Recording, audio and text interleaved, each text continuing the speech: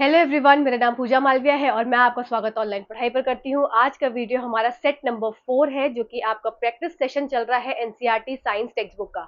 तो क्वेश्चंस आपके बीच बीच से रहते हैं, एनसीईआरटी के ओरिजिनल कंटेंट रहता है। ये कंटेंट आपको कहीं देखने को नहीं मिला होगा अभी तक, क्योंकि ये खुद के मेरे क्वेश्चंस को फ्रेम करे हुए हैं। तो इन सेशन से जरूर जुड़िए और अपने किसी भी गवर्नमेंट एग्जाम की अगर आप तैयारी कर रहे हैं तो ये सेशन आपके लिए बहुत हेल्पफुल है, क्योंकि प्रॉपर कंटेंट आपका एनसीईआरटी से उठाकर लाइन टू लाइन ही मैं आपके सामने प्रेजेंट कर रही हूँ। तो आज का ये सेट नंबर 4 सॉल्व करेंगे। जिसमें नेक्स्ट चैप्टर है हमारा, नेक्स्ट चैप्टर है आपका एटम एंड मॉलिक्यूल्स। तो इस चैप्टर को आज हम कवर करने वाले हैं। तो इस चैप्टर को मैं पूरा कवर करूंगी। आपके 15 से 16 एमसीक्यूज बने हैं। तो इन 15 से 16 एमसीक्यूज को हम प्रिपेयर करेंगे, अच्छे से सॉल्व करेंगे और पीडीएफ मैं आपको इसकी प्रोवाइड कर दूंगी, तो आप इसको देख लीजिएगा। चलिए सीधा सेशन की तरफ चलते हैं, और चैनल पे नए हैं तो सब्सक्राइब जरूर कर दीजिएगा, साथ ही साथ बेल आइकन को हिट कर दीजिएगा, और कमेंट सेक्शन में आप मुझे कमेंट करके बताएंगे कि आपका कितने क्वेश्चंस ठीक हुए। ये आपकी रिस्पॉन्सिबिलिटी है, मैं अपनी रिस्पॉन्सिबिलिटी आप तक पूरी पहुंचा रही हूँ। क्वेश्चंस के माध्यम से आपको क्वेश्चंस प्रिपेयर करा रही हूँ, एमसीक्यूज जो कि आपके एनसीईआरटी टेक्स्ट बुक के हैं। तो चलिए सीधा स्क्रीन पर चलते हैं, किसी का कोई समय नहीं वेस्ट करना है, सीधा कंटेंट पे करना है और कंटेंट को प्रिपेयर करना है। सेट नंबर 4 अपना स्टार्ट करते हैं, और आज का जो सेट है हमारा वो चैप्टर नंबर 3 कवर करेगा। और आपकी क्लास 9th की एनसीईआरटी बुक चल रही है, तो कक्षा 9 की एनसीईआरटी बुक आप अभी कर रहे हैं। चैप्टर नंबर 3 आज करने जा रहे हैं, जिसमें है एटम्स एंड मॉलिक्यूल्स के। हम सारे चैप्टर के बीच ये एमसीक्यूज करेंगे, और ये सारे एमसीक्यूज आप सबके लिए नए रहेंगे, आपने से कहीं नहीं देखा होगा। तो ये सारा कंटेंट ओरिजिनल है, और इस कंटेंट को करिए। आपने चैप्टर पढ़ लिया होगा, जैसे कि मैंने पहले ही आपको बताया था। और आज का के बाद का जो नेक्स्ट वीडियो रहेगा वो आपका चैप्टर नंबर 4 से रहेगा। तो चैप्टर नंबर 4 के पढ़ के आइएगा, उसके बाद आप परसों का वीडियो जो कल आपका वीडियो अपलोड होगा उसको आप कल देखेंगे, ठीक है। और चैप्टर नंबर 4 पढ़कर आएंगे। इसी तरह से आपने चैप्टर नंबर 3 पढ़ लिया होगा। अब आइए, आपका ये टेस्ट है, और कोई भी अपने टेस्ट को सीरियसली नहीं ले रहा है, मैं ये देख रही हूँ। कोई भी आकर कमेंट सेक्शन में कमेंट करके अपने मार्क्स नहीं बता रहा है। लास्ट वाले सेक्शन में, लास्ट वाला जो सेट था आपका, सेट नंबर 3, वो सेट नंबर 3 में 29 क्वेश्चंस थे, और किसी ने आकर अपने मार्क्स नहीं बताए हैं कि उनके कितने मार्क्स आए हैं।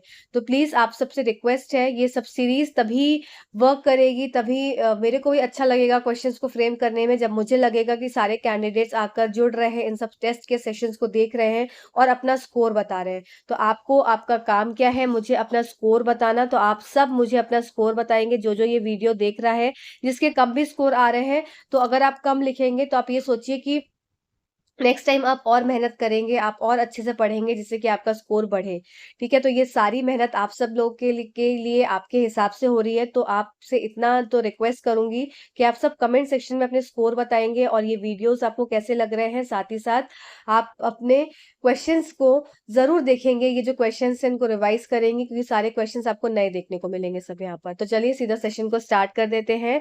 सबसे पहला क्वेश्चन है कि name the Indian philosopher who postulated that if we go on dividing matter we get smaller and smaller particles. उस भारतीय दार्शनिक का नाम बताइए जिसने कहा कि यदि हम पदार्थ को विभाजित करते जाए तो हमें छोटे छोटे कण मिल जाते हैं।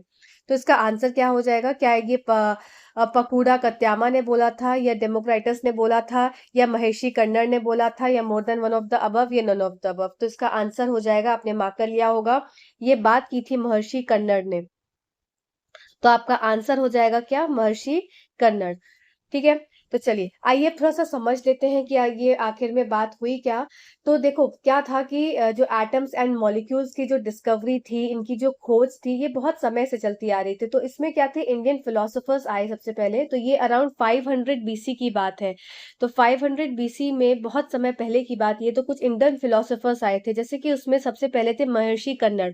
तो उन्होंने कुछ बातें बताई थी। इसी तरह से उसके बाद आए थे आपके जो दूसरे इंडियन फिलोसोफर थे, वो पकूधा कत्यामा थे, उन्होंने अलग बात बताई थी। फिर उसके बाद जब इंडियंस ने अपनी कुछ कुछ बातें एटम और मॉलिक्यूल तो नहीं, अभी एटम्स पर बात चल रही थी, तो एटम्स की बातें जब वो बता रहे थे, तो फिर उसके बाद ग्रीक फिलोसफर्स आए। उन्होंने सोचा कि हम कैसे पीछे हट जाएं, इंडियंस तो आगे निकलते जा रहे हैं। तो फिर ग्रीक फिलोसफर में डेमोक्रेटस और ल्यूसिपस आए, उन्होंने कुछ मैटर के बारे में, कुछ एटम्स के बारे में बताई बातें। इसी तरह से फिर फर्दर आगे डिस्कवरीज चलती रही। फिर एंटनी एल लेवोइजियर आए। तो इस तरीके से एक क्या है, एक फ्लोचार्ट बनता चला गया कि सबसे पहले ग्रीक जो एंशियंट इंडियन और ग्रीक फिलोसोफर्स ने स्टार्ट किया। उसके बाद क्या था, ये सीरीज चलती चली गई और फिर उसके बाद जैसे कि मैंने सबसे पहले क्या बताया आपको, अभी मैंने आपकी स्लाइड भी ऐड करी है तो मैं उससे भी बता दूंगी। तो अभी आप इतना समझ लीजिए कि सबसे पहले क्या था, 500 बीसी के अराउंड क्या थे, इंडियंस आए थे और इंडियंस ने क्या किया था, इंडियंस की जो इंडियन फिलोसोफर्स थे उसमें महर्षि कर्णर थे, फिर उसमें कत्यामा थे। तो इन लोगों ने फिर साथ ही साथ आपके डेमोक्राइटस और ल्यूसिपस आए जो कि ग्रीक फिलोसोफर्स थे, फिर एंटनी एल लेवोइजियर आए थे, फिर इसके बाद डाल्टन की एटॉमिक थ्योरी आई थी। तो इसी तरह से क्या था, सारे लोगों ने क्या बताया, धीरे धीरे एक की डिस्कवरी से दूसरे ने हेल्प लिया और अपनी डिस्कवरी को फर्दर और बढ़ाया, फिर दूसरे ने पहली डिस्कवरी से हेल्प लिया, फिर उसने अपनी डिस्कवरी को फर्दर बढ़ाया। तो इस हिसाब से धीरे धीरे ये समझ में आया कि एटम क्या होते हैं, मॉलिक्यूल्स क्या होते हैं, एटम किन चीजों से बने होते हैं, या पदार्थ क्या होता है, या आपके अणु क्या होते हैं, ये सब चीजों को समझा गया। तो आइए समझ लेते हैं इन सब चीजों को। इससे पहले आपका अपने फर्स्ट क्वेश्चन को देख लिया होगा। चलिए अब ये इंडियन फिलोसफर्स को पढ़ने से पहले सेकंड क्वेश्चन को पहले करते हैं, उसके बाद हम सारे इंडियन फिलोसफर्स को समझेंगे। ठीक है, सारा कुछ स्लाइड में भी है तो चिंता मत करिए, जो चीज मुझे लगी इंपॉर्टेंट आपके लिए स्लाइड में रखने के लिए वो सब मैंने रख दी है, बाकी सब तो मैं आपको यहाँ पर बता ही रही हूँ। तो अपना पेपर पेन लेकर जरूर बैठिएगा, ये आपके सब टेस्ट वाले सेशन है। ठीक है, चलिए, who suggested that if we go on dividing matter a stage obtained when particles can not be divided further. अब ये बात किसने कही थी, सब स्टेटमेंट के फॉर्म्स है तो आपको ऐसे ही याद करने पड़ेंगे, ठीक है ना। किसने सुझाव दिया था कि यदि हम पदार्थ को विभाजित करते रहे तो एक ऐसी अवस्था प्राप्त होगी जब कणों को और अधिक विभाजित नहीं किया जा सकता। तो चलिए इसमें अपना आंसर मार्क कर लीजिए जल्दी से। ठीक है, तो ये बात की थी किसने, ये आपकी बात की थी डेमोक्राइटस और ल्यूसिपस ने, ये दोनों ने ये बात करी थी। तो उसके हिसाब से आपका आंसर क्या हो जाएगा, मोर than one of the above, इसका आंसर हो जाएगा क्वेश्चन नंबर 2 का। ठीक है, चलिए, तो आई होप ये दोनों क्वेश्चंस आपके ठीक हुए होंगे, नहीं ठीक हुए हैं तो आप इसका जो थोड़ा सा एक्सप्लेनेशन देख लीजिए। अब सबसे पहले बात कर लेते हैं क्या, इंडियन फिलोसोफर्स की। तो इंडियन फिलोसोफर में सबसे पहले आपके आए महर्षि कन्नड़। ठीक है, तो महर्षि कन्नड़ ने क्या क्या बातें करी, आइए समझ लेते हैं। महर्षि कर्णर he postulated that if we go on dividing matter, जिसको पदार्थ बोला, तो जो मैटर थे वो क्या था, जैसे अगर मैं सिंपल भाषा में बोलूं, अगर मैटर पदार्थ, पदार्थ है क्या, तो पदार्थ क्या है आपका, कोई भी वो चीज, कोई भी ऐसी चीज जो कि आप देख सकते हैं और देखने के साथ साथ वो उसके पास क्या है, एक उसका मास है और साथ साथ वो क्या करती है, वो ऑक्यूपाई करती है क्या, स्पेस। तो कोई भी ऐसी चीज जिसके पास मास है और वो क्या करती है, एक जगह घेरती है, तो वो क्या हो जाएगी आपकी मैटर। और मैटर क्या है, मैटर की सबसे छोटी इकाई क्या होती है, जो मैटर है आपका, इसकी सबसे छोटी इकाई क्या होती है, तो इसकी सबसे छोटी इकाई, सबसे छोटी इकाई की बात कर रही हूँ, स्मॉलेस्ट यूनिट की बात कर रही हूँ, इसको बोलते हैं और एटम। और एटम को क्या है, फर्दर क्या है, विभाजित नहीं किया जा सकता है, वो आपका फर्दर डिविजिबल नहीं होता है।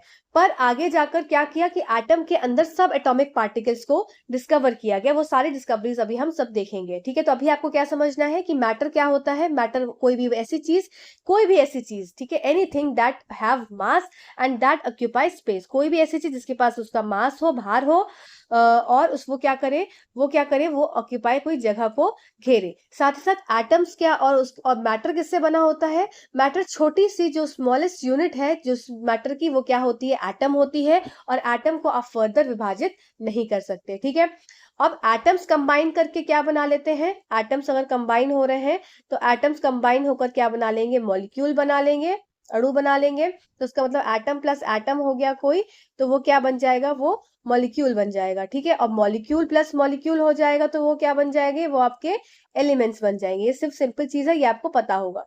ठीक है, चलिए आइए अब देख लेते हैं क्या महर्षि कन्नड़ ने बोला था।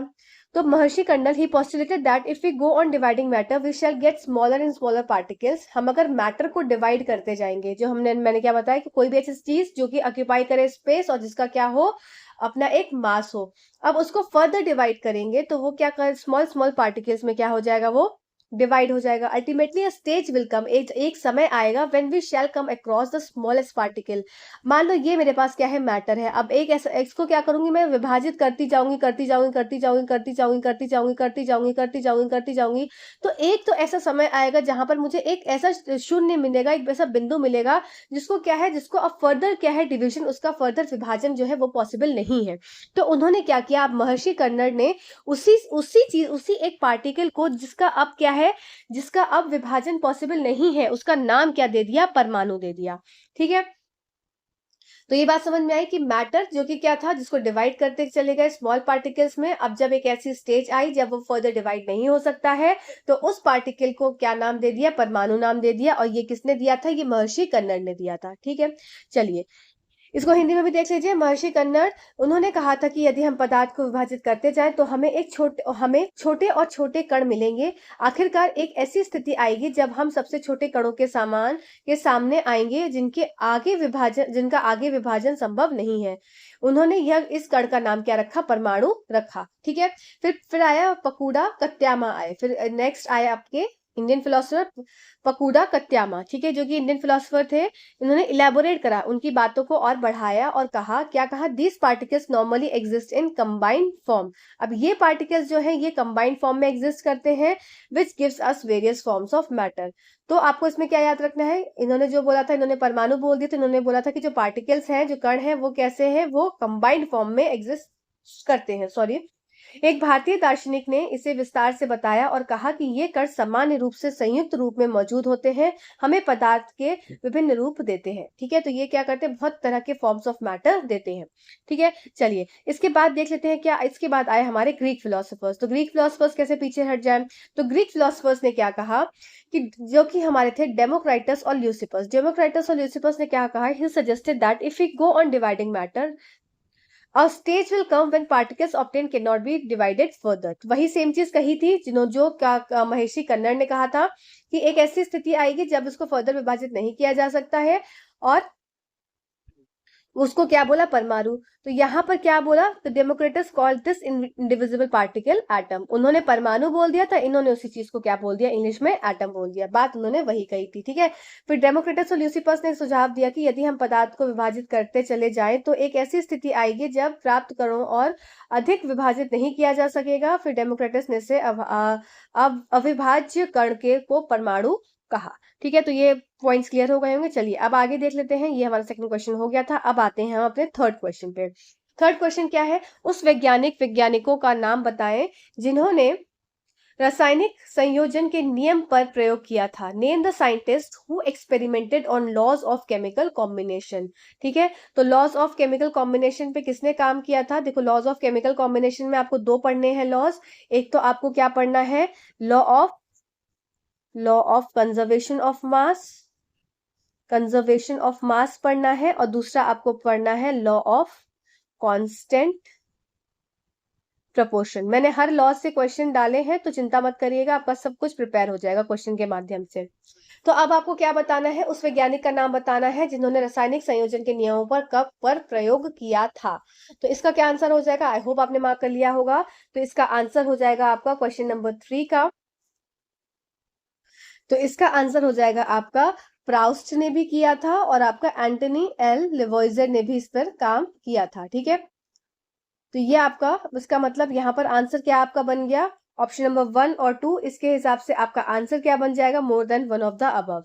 ठीक है, तो आपको क्या याद रखना है कि जो लॉ ऑफ केमिकल कॉम्बिनेशन है उस पर जो आपके कौन से साइंटिस्ट ने काम किया था, आपका एंटनी एल लेवॉइजर ने भी और प्राउस्ट ने, दोनों ने इस पर काम किया था। ठीक है, चलिए नेक्स्ट क्वेश्चन की तरफ चलते हैं। नेक्स्ट क्वेश्चन है आपका, law of constant proportion was given bye. अब बात कर लेते हैं अब इंडिपेंडेंट लॉज की। ठीक है, तो लॉ ऑफ कांस्टेंट प्रोपोर्शन किसने दिया था, तो लॉ ऑफ कांस्टेंट प्रोपोर्शन दिया था कि स्थिर अनुपात का नियम किसके द्वारा दिया गया था, तो ये आपका दिया गया था क्या, प्राउस्ट के द्वारा। तो ऑप्शन क्वेश्चन नंबर 4 का आंसर क्या हो जाएगा आपका, ऑप्शन नंबर 2 इसका करेक्ट उत्तर हो जाएगा। आइए अब समझ लेते हैं क्या होता है लॉ ऑफ कांस्टेंट प्रोपोर्शन। ये एक्चुअली ये लॉ क्या कहता है, ये लॉ आपका क्या बोलता है कि अगर कोई भी एक आपके पास कोई भी मतलब कोई भी एक सब्सटेंस है, ठीक है, उसमें जो एलिमेंट है वो हमेशा एक डेफिनेट प्रोपोर्शन में प्रेजेंट होता है। जैसे अगर मैं बात करूं आपकी यहाँ पर, जस्ट अ सेकेंड, हाँ, जैसे मैं अगर आपकी बात करूं वाटर की, तो वाटर का जो आपका वाटर है, आप इस वाटर को किसी भी सोर्स से लें, या आप पानी आप कहीं मिनरल वाटर लें, या आप पानी कहीं घड़े से पानी लें, या आप कहीं पानी कहीं से भी लें, इसमें हमेशा हाइड्रोजन और ऑक्सीजन की जो एक रेशियो है वो हमेशा किस में आएगी, आपकी हाइड्रोजन 1 और ऑक्सीजन आपकी 8, तो 1:8 की रेशियो में रहेगा, चाहे आप पानी कहीं से भी लाएं। तो इसका मतलब कि जो रेशियो ऑफ मास, इसका ये रेशियो किस चीज का है, ratio of mass of hydrogen और मास ऑफ आपका हो जाएगा ऑक्सीजन, ये हमेशा किसके रेशियो में रहेगा, आपका 8 के रेशियो में रहेगा। ठीक है, तो ऐसे ही अगर आप बात करें अमोनिया की, तो अमोनिया का रेशियो क्या हो जाएगा, NH3 की बात कर रहे हैं, जिसमें आपका हो जाएगा NH3। ठीक है, जिसमें आप बात करेंगे आपका अमोन नाइट्रोजन हो जाए, नाइट्रोजन एंड हाइड्रोजन, तो नाइट्रोजन हो गया आपका 14 रेशियो में और ये हाइड्रोजन हो जाएगा आपका 3 रेशियो में। तो ये रेशियो हमेशा आपका क्या रहेगा, फिक्स रहेगा, चाहे आप किसी भी सोर्स से लें। तो इससे ये समझ में आता है कि चाहे पानी हम कहीं से भी ले रहे हैं, उसका हमेशा मास क्या रहेगा, 1:8 के रेशियो में ही रहेगा। ठीक है, तो यही लॉ यहाँ पर बोलता है, एनसीईआरटी की लाइन है कि this law was stated by Proust as in a chemical substance the elements are always present in definite proportion by mass. हमेशा क्या है, वो डेफिनेट प्रोपोर्शन में ही वो रहता है। ठीक है, तो ये क्या लॉ दिया था, किसने दिया था, आपका ये प्राउस्ट द्वारा दिया गया था। ठीक है, नेक्स्ट देख लेते हैं, नेक्स्ट क्वेश्चन क्या है, who said that smallest particles of a matter are atom. किसने कहा था कि पदार्थ के सबसे छोटे कण परमाणु होते हैं। तो ये आपका आंसर हो जाएगा क्या, ये आपका आंसर हो जाएगा, क्वेश्चन नंबर हम 5th कर रहे हैं। ठीक है, 5th पे आए हैं, ये आपका आंसर हो जाएगा डाल्टन। ठीक है, तो आई होप ये अभी हम सारे डाल्टन के पोस्टुलेट्स देखेंगे। तो अभी आप देख लीजिए कि किसने क्या बोला था कि smallest particles of a matter are atom, ये कहा गया था। अगर देखो, अगर इसमें इंडियन साइंटिस्ट फिलोसफर्स का नाम आ जाए तो आप मोर than one of the above को भी लगा सकते हैं ऑप्शन, पर अभी इस ऑप्शन के हिसाब से देखा जाए तो बर्जीलियस और प्राउस्ट ने तो ऐसा कहा नहीं था, स्पेलिंग मिस्टेक है यहाँ पर, तो PROUST होती है। तो प्राउस्ट की बात आती तो डेफिनेट प्रोपोर्शन की बात करी थी उन्होंने। ठीक है, बर्जीलियस ने क्या कहा था वो भी हम आगे देखेंगे, नहीं तो आपका आंसर आ जाएगा, फिर आप आगे वाले क्वेश्चन में चीटिंग हो जाएगी आपके लिए। तो डाल्टन ने ऐसा कहा था, पर अगर आपके इंडियन फिलोसफर्स के नाम आ जाएंगे तो आप उसमें इंडियन फिलोसफर के नाम को भी ऐड कर सकते हैं, तब आपका ऑप्शन हो जाएगा मोर than one of the above. ठीक है, चलिए नेक्स्ट क्वेश्चन की तरफ चलते हैं। नेक्स्ट क्वेश्चन है, Dalton atomic theory provided an explanation for. Dalton atomic theory, Dalton के परमाणु सिद्धांत ने निम्नलिखित में से के लिए स्पष्टीकरण प्रदान किया। तो किसके लिए स्पष्टीकरण प्रदान किया था डाल्टन एटॉमिक थ्योरी ने, तो ये आपका इसमें आंसर मार्क कर लीजिए जल्दी से।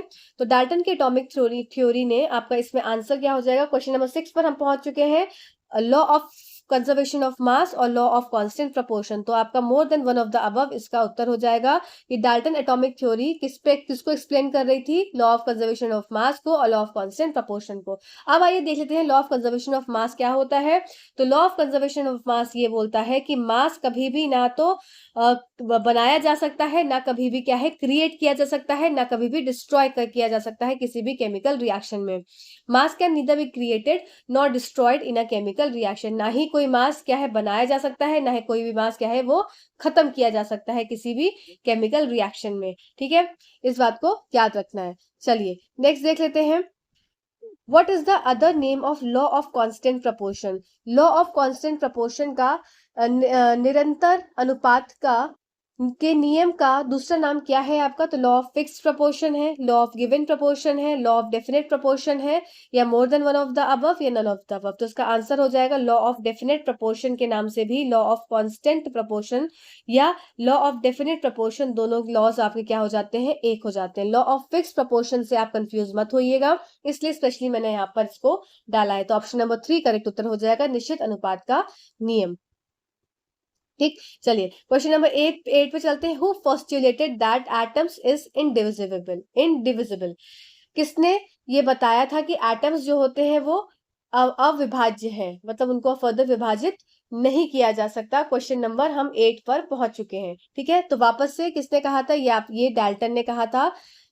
ठीक, चलिए अब नेक्स्ट क्वेश्चन पे चलते हैं। नेक्स्ट क्वेश्चन है आपका, अब आ जाते हैं हम पोस्टुलेट्स, जो कि हम बहुत देर से डाल्टन के बारे में पढ़ रहे हैं। तो डाल्टन की एटॉमिक थ्योरी के कुछ पोस्टुलेट्स हैं, उनको आइए जान लेते हैं। तो सबसे पहले डाल्टन की जो एटॉमिक थ्योरी है, तो उन्होंने ये बताया था कि जो सारा मैटर है, ठीक है, जो पदार्थ है, पदार्थ वो किस चीज, पदार्थ में या तो कोई एलिमेंट हो, तत्व हो, या कोई यौगिक हो, कंपाउंड हो, या कोई आपका सॉरी कंपाउंड नहीं, कंपाउंड, हाँ, कंपाउंड हो, यौगिक हो, या कोई मिश्रण हो, मिक्सचर हो, वो किससे बना होता है, वो स्मॉल स्मॉल पार्टिकल्स जिसको एटम्स बोलते हैं, इससे बना होता है। तो क्या मैंने बोला कि जो डाल्टन की एटॉमिक थ्योरी है वो क्या बोलती थी कि सारा का सारा जो पदार्थ है, या वो एलिमेंट से, या वो पदार्थ किसका हो, या तो वो एलिमेंट हो, तत्व हो, या कंपाउंड हो, या मिक्सचर हो, वो किससे बना होता है, वो स्मॉल पार्टिकल्स जिसको एटम बोलते हैं उससे बना होता है। तो सिंपल भाषा में अगर मैं आपको ये बताऊं, जो कि मैंने सबसे पहली लाइन आपको बताई थी जब मैंने स्टार्ट किया था सेशन को,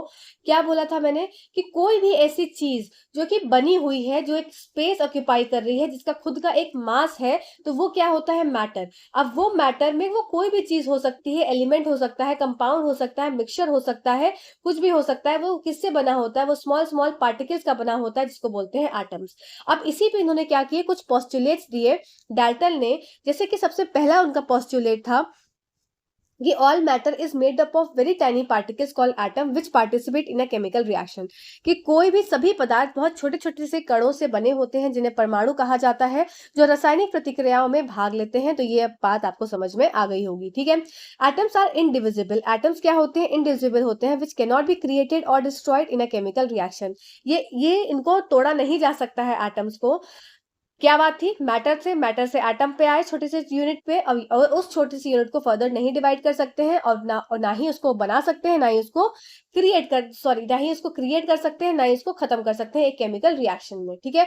परमाणु अविभाज्य कण होते हैं, जिन्हें रासायनिक प्रतिक्रियाओं में ना बनाया जा सकता है, ना नष्ट किया जा सकता है, ठीक है। चलिए, atoms of a given element are identical in mass and chemical reaction. अब एक किसी एलिमेंट का है, मान लो मैंने कोई ले लिया element, for example atoms of different element have different masses and chemical properties. इससे क्या मतलब हुआ, जैसे डिफरेंट एलिमेंट है, मान लो अगर कार्बन है, ठीक है, कार्बन हो गया, हाइड्रोजन हो गया, ऑक्सीजन हो गया, तो सारे जो एलिमेंट्स आपको देखने को मिल रहे हैं, तो इन सब के क्या होंगे, अलग अलग इनके अलग अलग मासेस होंगे और अलग अलग इनकी केमिकल प्रॉपर्टीज होंगी। मतलब विभिन्न तत्वों के परमाणुओं का द्रव्यमान और रासायनिक गुण अलग अलग होगा, ठीक है। तो द्रव्यमान और इनका रासायनिक गुण अलग अलग होगा। ऐसा नहीं है कि कार्बन का जो मास है वो हाइड्रोजन का भी मास होगा, या कार्बन का जो मास है वही ऑक्सीजन का मास होगा। तो इससे ये समझ में आता है कि हर एक एटम और उसके जो एलिमेंट्स हैं, उसका क्या है, उसका हर का अलग अलग मास और हर उसकी रासायनिक अभिक्रियाएं होंगी, ठीक है।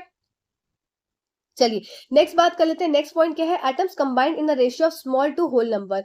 एटम अगर जैसे H2O है, तो H2O कभी भी ऐसे नहीं होगा, H4O2 नहीं होगा। इसका मतलब जो स्मॉलेस्ट फॉर्म में है वो कटेगा हमेशा, मतलब 2 1 2 2 2 4, तो H2O हो जाएगा। इसको फिर से समझेंगे, जैसे मान लीजिए मैंने H8 लिख दिया और O4 लिख दिया, तो कभी भी H8O4 के फॉर्म में नहीं लिखा जाएगा। इसको कैसे लिखा जाएगा, 4 1 4 4 2 8। इसका मतलब H2O होता है फॉर्मूला, तो हमेशा क्या है, स्मॉलेस्ट फॉर्म में ही लिखा जाएगा। तो atoms combined in the ratio of small to whole number to form a compound, ठीक है। ये पॉइंट आपको क्लियर हो गया होगा, ठीक है। The relative number and kinds of atom और constant in a given compound. अब कोई भी कंपाउंड है, अगर मैंने बात कर ली यहाँ पे वाटर की, तो इस वाटर के कंपाउंड में क्या है, हमेशा जो एटम्स हैं वो कांस्टेंट, एक जो उसका जो नंबर है, रिलेटिव नंबर है, वो हमेशा क्या करेगा, कांस्टेंट रहेगा।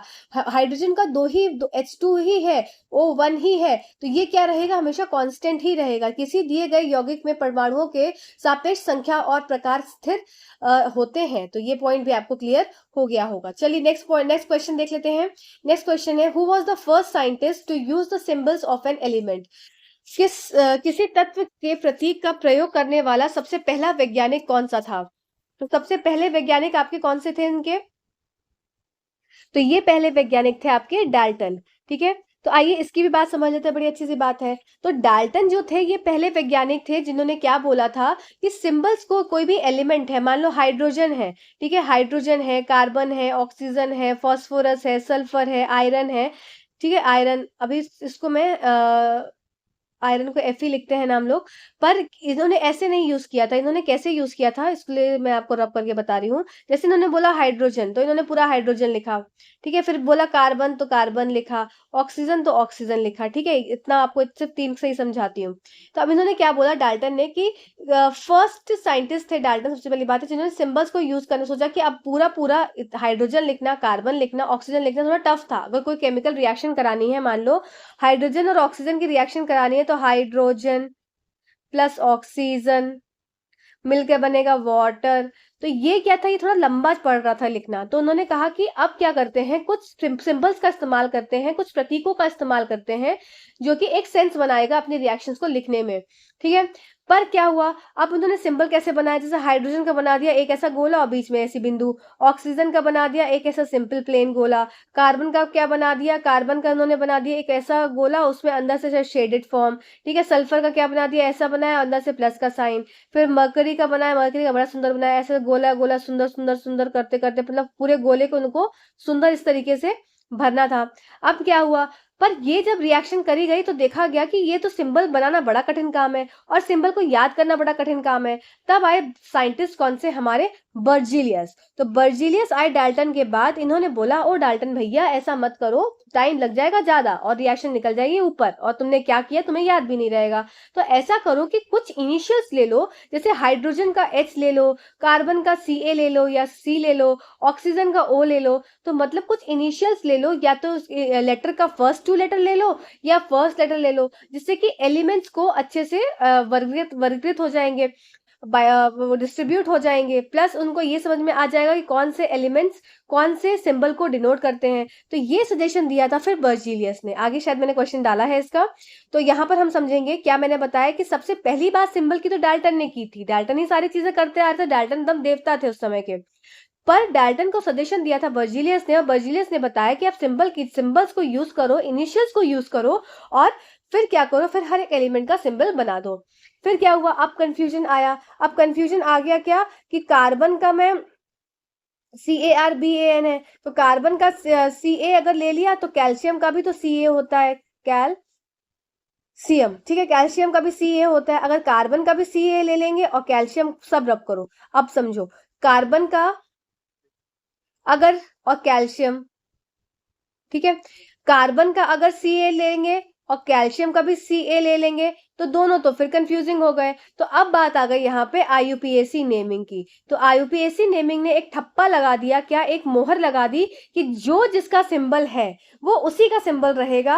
अब हर एक एलिमेंट को एक डेफिनेट सिंबल दिया गया और उस डेफिनेट सिंबल में ये बता दिया गया कि अब ये इसका सिंबल यहाँ रहे, चाहे यूरोप में रहे, चाहे फ्रांस में रहे, चाहे अफगानिस्तान में रहे, चाहे कहीं भी चला जाए, दुनिया के किसी भी क्षेत्र में चला जाए। कार्बन की अगर बात करी जाएगी तो कार्बन हमेशा C होगा, और कैल्शियम की बात करी जाएगी तो कैल्शियम हमेशा Ca होगा। तो ये मुहर लगा ली किसने, IUPAC ने। तो ये सब समझ में आ गया कि आप एलिमेंट्स के डेफिनेट सिंबल्स को एक ठप्पा मिल गया, एक समझ मिल गई, और एक क्या मिल गया, एक आइडेंटिफिकेशन मिल गया। सबसे बड़ी बात है, ठीक है। आई होप ये पॉइंट क्लियर हो गया होगा यहाँ पर आपका। इतना ही था इसमें। चलिए आगे देखते हैं, नेक्स्ट क्वेश्चन के थ्रू आगे कुछ और बातों को समझते हैं।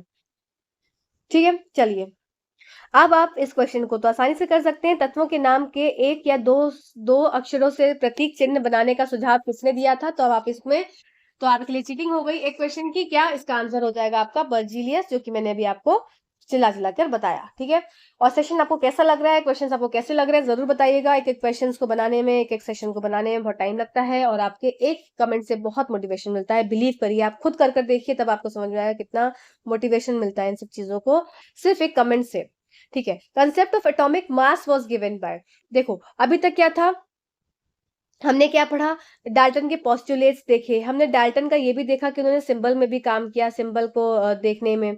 फिर बात करते हैं क्या, अब कंसेप्ट ऑफ एटॉमिक मास। तो concept of atomic mass was given by Dalton. ठीक है, तो एटॉमिक मास का भी सिद्धांत जो था वो किसने दिया था, डाल्टन के द्वारा ही दिया गया था। ठीक है, चलिए नेक्स्ट क्वेश्चन की तरफ चलते हैं। नेक्स्ट क्वेश्चन है हमारा अच्छा, इसको समझ लेते हैं यहाँ पर।